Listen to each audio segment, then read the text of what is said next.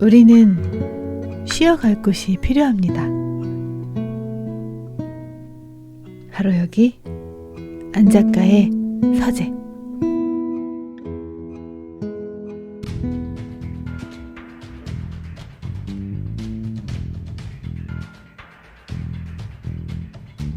셜록 홈즈.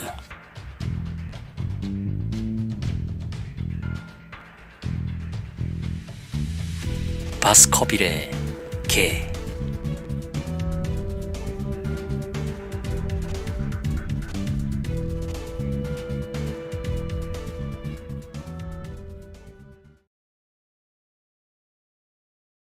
약속한 날짜에 헨리경과 모티머 씨 그리고 나는 데븐셔로 향했다. 셜록 홈즈는 나와 함께 역으로 나와서 내가 해야 할 일을 얘기해 주었다. 왓슨, 이 사건에 대한 얘기는 하지 않겠네. 자네에게 쓸데없는 선입견을 주고 싶지는 않으니까. 자네는 거기서 있는 사실 그대로만 보고해주게. 나머지는 내가 판단하겠네. 어떤 사실 말인가? 조금이라도 사건에 관계 있는 것 같으면 뭐든. 일테면 헨리경과 이웃들 간의 관계라든지 찰스경의 죽음에 관한 새로운 소식이 있으면 좋지. 내가 그동안 조사한 것 중에서 가장 확실한 건 다음 상속인이 될 제임스 데스먼드 씨가 이 사건과는 아무런 관련이 없다는 거. 그러니까 결국은 헨리경과 실제로 관계가 있을 황무지 사람들을 주목해야 하겠지. 그리고 바리모 부부도 제외시켜야 하지 않나? 천만의 말씀. 그건 아니야.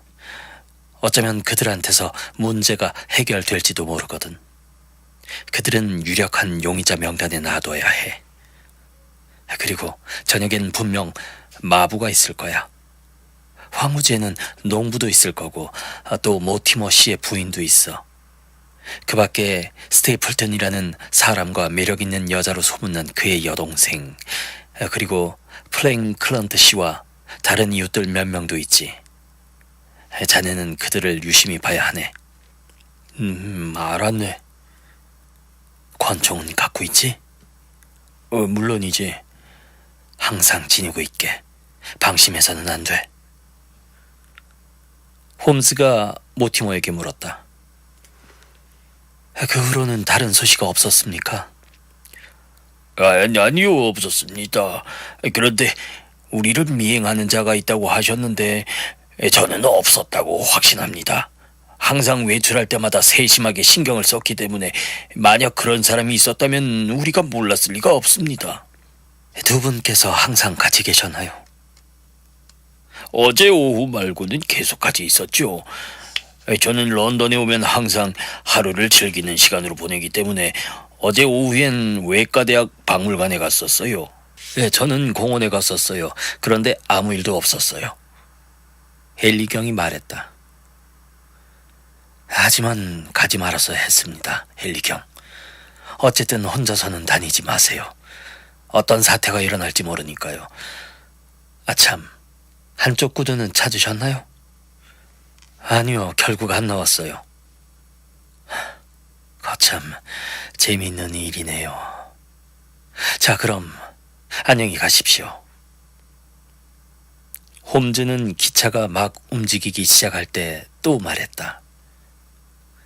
헨리경, 모티머 선생이 읽어준 그 전설 이야기를 꼭 기억하시고 밤에는 절대 황무지로 나가지 마세요. 기차가 플랫폼을 다 빠져나간 다음에도 홈즈는 그 자리에 서 있었다. 기차 여행을 하는 동안 나는 두 사람과 더 친해졌다. 런던을 빠져나간 지 한두 시간밖에 안 됐는데도 풍경이 확 달랐다. 목장에서 붉은 소들이 풀을 뜯고 있는 모습도 보였다. 나무들과 목장의 풀들은 좋은 풍토 속에서 싱그럽게 반짝이고 있었다. 헨리경은 줄곧 창밖을 쳐다보다가 데븐셔에 가까워지자 환호를 질렀다. 왓슨 선생, 저는 세계 여러 나라를 돌아다녀봤지만 여기만한 곳은 못 봤어요. 게다가 데븐셔 사람들은 고향에 대한 자부심이 대단하죠. 내가 대답했다. 그러자 모티머가 설명을 했다. 데븐셔는 땅도 좋지만 혈통도 좋지요. 헨리경은 켈트족의 특징인 그 동그란 두상을 하고 있는데 그들은 정열이 강한 민족입니다. 반면에 찰스경의 두상은 흔하지 않은 형태인데 게일족과 이베리아족의 특징을 발식가지고 계셨죠. 그런데 참 헨리경, 저 댁을 마지막으로 보신 게 언제였죠? 아버지가 돌아가셨을 때 저는 10대였는데 남부 해안 지방에서 살고 있었기 때문에 이 저택엔 못 와봤어요. 그때 바로 미국으로 갔었거든요. 황무지가 어떤지 빨리 보고 싶네요. 아유, 곧 보게 될 겁니다. 저기 그 황무지가 보이기 시작하네요. 모티머가 창밖을 가리키며 말했다. 초록색 밭과 나지막한 숲 너머로 멀리 잿빛 구릉이 펼쳐져 있는데 마치 꿈속에서처럼 환상적으로 보였다. 헨리경은 꼼짝도 않고 그곳만을 한없이 쳐다보고 있었다. 그런 모습을 보며 난 그가 열정적인 기질을 갖고 있다는 것을 알아차렸다. 그의 선조들이 오랜 세월에 걸쳐 깊은 흔적을 남긴 그곳을 처음으로 가보는 것이 그에겐 아주 감동적인 일이었을 것이다. 썰렁한 기차 안에서 그는 트위드 정장을 입고 미국식 악센트를 쓰며 가뜩이나 검게 탄 얼굴을 하고 있지만 어딘지 모르게 분명 혈통 좋고 도도한 사람들의 후손이라는 게 느껴졌다. 특히 짙은 눈썹과 반듯한 코, 밝은 잿빛 눈에서는 자부심과 용기가 가득 차 있어 보였다. 나는 새삼스레 이 사람과 함께라면 그 무서운 황무지의 모험을 해도 괜찮다는 생각이 들었다. 그만큼 믿음이 갔던 것이다. 기차가 작은 역에 서자 우리는 내렸다. 역 앞에 작은 말 2마리가 끄는 마차가 기다리고 있었다. 그런데 짐꾼들 뿐 아니라 역장까지 나와서 우리의 짐을 들어주었다. 이 동네 유지가 온 게 아무래도 큰 사건인 모양이었다.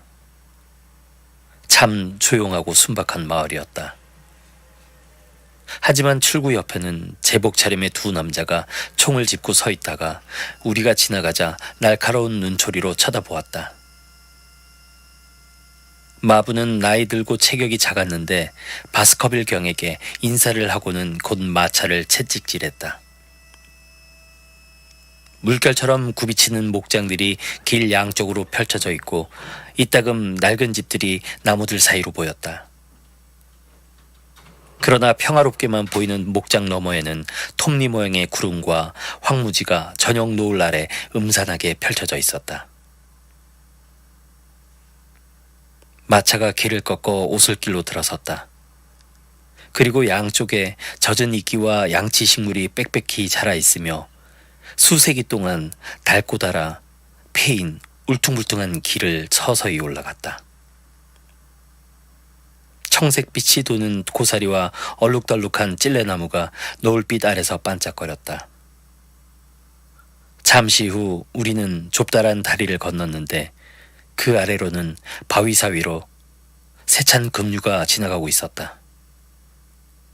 그런 다음 개울 옆으로 거슬러 올라가다가 산 사이로 나 있는 구불구불한 길을 계속 갔다. 헨리경은 연신 감탄을 하며 질문을 해댔다. 그에게는 이 지방의 모든 것이 아름답게만 보인 모양이었다. 그러나 자연은 또 한 해가 저물어가는 색깔을 여실히 보여주고 있어 나는 좀 서글픈 기분이 들었다. 낙엽이 연신 떨어지며 바닥에 수북히 쌓여 있었던 것이다. 바스커빌 가문에 새 후계자가 오는데 어쩐지 자연은 너무나 쓸쓸하게 받고 있다는 생각이 들었다. 아니 저게 뭐지? 모티머가 갑자기 소리를 질렀다. 황무지의 한 바위 위에서 웬 남자가 말을 탄 채 우리 쪽을 향해 총을 겨누고 있었던 것이다. 무슨 일인가 퍼키슨? 모티머가 마보에게 물었다. 프린스 감옥에서 죄수 하나가 탈출했다고 합니다. 벌써 사흘 됐는데 아직 못 찾았나 봐요. 이 근반 농부들이 무서워하고 있죠. 그래도 신고하면 5파운드는 벌 텐데. 그렇긴 하지만 5파운드 벌려다가 목숨이라도 날아가면 뭐합니까? 이번엔 탈옥한 죄수는 아주 잔인한 놈이라고 하더군요. 이름이 뭐라고 하던가? 셸던이래요. 노팅힐에서 살인을 했답니다. 마차가 고개 끝까지 올라가자 앞에 돌무더기와 바위들이 수없이 흩어져 있는 황무지가 나타났다. 갑자기 쌀쌀한 바람이 몰아쳐 몸이 오싹했다. 해가 뉘엿뉘엿 지는 가운데 우리는 황막한 벌판의 비탈길을 지나갔다. 이따금 오두막집들이 보였는데 담쟁이 덩굴 하나 없는 황량한 풍경이었다.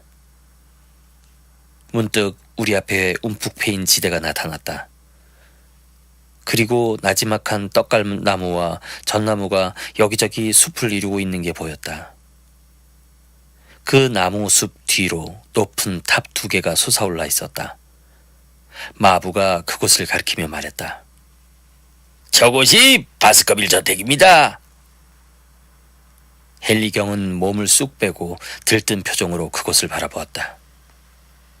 우리는 곧 저택에 도착했다. 환상적인 문양으로 장식된 철대문 위에는 바스커빌 가문의 문장인 멧돼지 머리 조각상이 붙어있고 양쪽에 서 있는 기둥엔 오랜 세월에 시달린 흔적으로 이끼가 잔뜩 끼어 있었다. 대문 바로 옆에 있던 문지기 집은 폐허가 돼 있으며 건너편엔 다시 신축 중이었다. 대문 안으로 들어서자 고목들이 터널을 이루고 있는 가로수 길이 나왔다. 어둡고 긴 가로수 길 끝에 저택이 마치 유령처럼 서 있었다. 바스커빌 경은 그걸 보고 약간 흠칫했다. 삼촌이 여기서 돌아가셨다고요? 그가 무거운 목소리로 말했다. 아니요, 주목나무 오솔길은 저쪽에 있습니다. 젊은 상속이는 우울한 표정으로 주위를 쳐다보았다. 삼촌이 두려워하셨다는 게 이해가 되는군요. 무서운 느낌이 듭니다. 저는 반년 내로 여기에 정기 시설을 하겠습니다.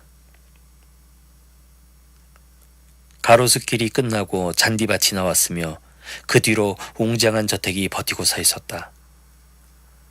건물의 앞면은 전부 담쟁이 덩굴로 뒤덮여 있으며 사이사이로 창문이 보였다. 그리고 본체 양옆으로는 현대식 화강암 건물이 붙어 있는데 몇몇 창문에서 불빛이 새어나오고 높이 솟아있는 굴뚝에선 연기가 피어오르고 있었다. 어서 오십시오, 헨리경. 바스커빌 저택에 오신 걸 환영합니다. 키 큰 남자가 현관에서 나와 마차 문을 열었다. 여자도 한 사람 있었는데 불빛을 등지고 있어서 잘 보이지 않았지만 남자와 함께 우리의 짐을 모두 내렸다.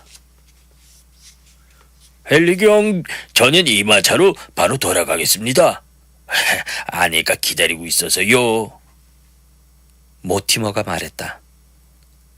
그래요? 저녁 식사 함께 하시고 가시죠.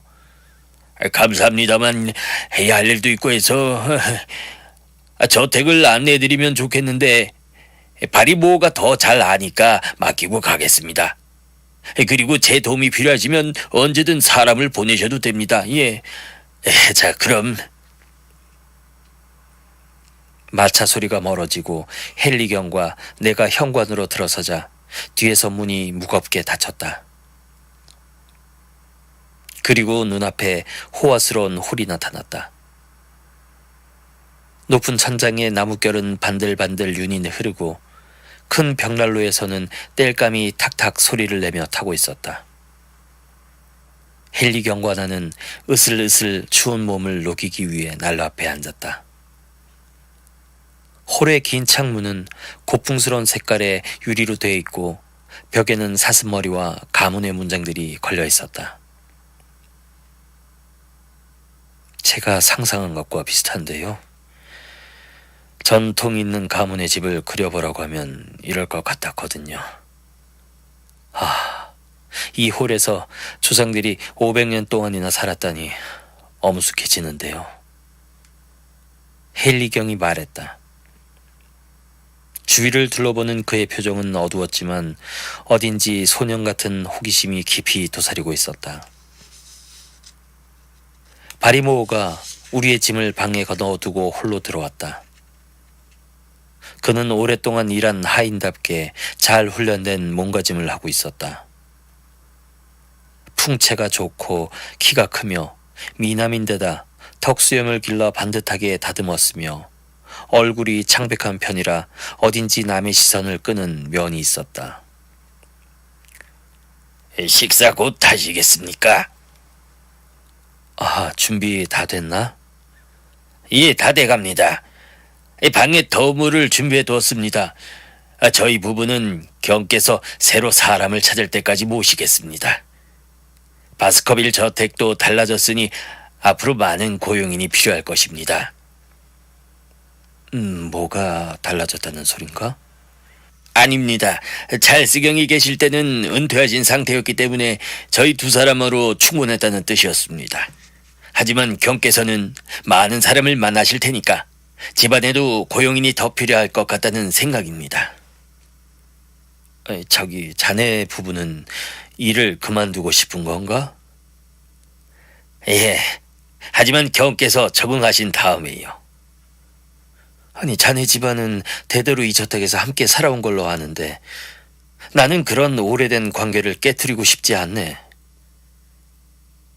집사의 창백한 얼굴에 어떤 감정의 동요가 나타나는 듯했다. 저도 그렇게 생각합니다. 제 아내도 마찬가지고요. 하지만 솔직히 말씀드리면 저희는 찰스 경을 무척 존경하고 있었습니다. 그래서 그분이 돌아가신 게 너무나 큰 충격이었죠. 이젠 여기서의 생활이 저희를 슬프게 하고 있습니다. 여기 있는 한 다시는 평안을 찾을 수 없을 것 같습니다. 그럼 앞으로 무엇을 할 생각인가? 저는 장사를 해볼까 합니다. 찰스 경께서 주신 돈으로 할 수 있을 것 같아서요. 자, 그럼 방을 안내해드리겠습니다. 현관홀에는 난간이 붙은 회랑이 빙 둘러 있고 건너편에는 계단이 있었다. 그리고 회랑을 중심으로 복도가 건물 좌우로 길게 뻗어 있었으며 방들은 모두 복도 양쪽으로 배치되어 있었다. 내 방은 헨리경의 방과 가까이 마주보는 위치에 주어졌다. 방들이 있는 위치는 본체보다 훨씬 새 건물이라 벽지도 밝게 돼 있고 촛불들이 많이 켜 있어서 그렇게 음산하지는 않았다. 그러나 홀과 이어져 있는 식당은 어두컴컴하고 음침했다. 길게 생긴 형태인데 주인 가족이 앉은 자리와 하인들이 앉은 자리로 나뉘어 있었다. 천장은 연기에 걸려 거무스름하게 변해 있었다. 헨리경과 나는 식사 내내 거의 말을 하지 않았다. 식사가 끝나고 당구실로 가서 담배를 한 대 피우자 그제서야 마음이 좀 편해졌다. 솔직히 말하면 이곳은 그리 기분 좋은 곳은 못 되는데요. 있다 보면 익숙해지겠지만 당분간은 별로 유쾌하지 못할 것 같습니다. 삼촌께서 신경 이상 증세가 생겼다는 게 이해가 되는군요. 별일 없으면 오늘 밤은 일찍 자는 게 좋을 것 같습니다. 내일 아침이 되면 기분이 좀 더 좋아질지 모르죠. 헨리경의 말대로 우리는 각자 방으로 돌아갔다. 나는 커튼을 열고 창밖을 내다보았다. 현관 앞 잔디밭이 보였다. 그리고 건너편에 있는 작은 숲이 세찬 바람에 흔들리고 있었다. 밤하늘엔 구름 사이로 반달이 보이고 숲 너머로 길게 펼쳐져 있는 황무지도 보였다. 확실히 이곳은 뭔가 강한 인상을 풍기고 있었다. 피곤했지만 잠이 오지 않았다. 그래서 이리저리 뒤척이며 억지로 잠을 자려고 해보았다. 멀리서 15분마다 시계 소리가 들려올 뿐 저택은 죽음 같은 고요 속에 파묻혀 있었다. 그런데 순간 어디선가 갑자기 무슨 소리가 뚜렷이 들려오기 시작했다. 가만히 들어보니 여자의 흐느낌 소리였다. 깊은 슬픔에 빠져 있지만 참고 억누르는 소리였다. 나는 결국 일어나 앉아 귀를 기울였다. 꽤 가까운 곳에서 나는 것 같았다. 그렇게 30분이나 신경을 곤두세우고 기다렸지만 여전히 시계 소리와 담쟁이 덩쿨이 바람에 흔들리는 소리밖에는 더 이상 들리지 않았다.